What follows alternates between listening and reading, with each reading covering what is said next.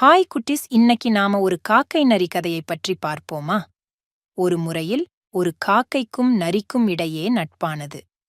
அவர்கள் தினமும் ஒன்றாக விளையாடிச் சந்தோஷமாக இருந்தனர். ஒரு நாள் நரி காக்கையை பார்த்து, நாம் வேடிக்கை செய்து சாப்பாடு வாங்கலாம். நீ மலையில் போய் கூவினால் அந்தச் சத்தம் கேட்டே எல்லா கிராமத்தாரும் என்ன நடக்கிறதென பார்ப்பார்கள்.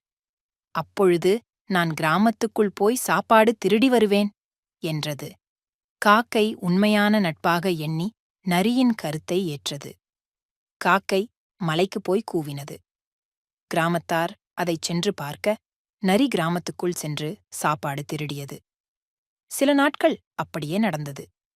ஆனால் ஒரு நாள் காக்கை உண்மையை உணர்ந்து, நரி, இது தவறானது. நாம் நம்முடைய உணவை நாமே தேட வேண்டும். திருடுவது சாப்பாடு கிடையாது என்றது.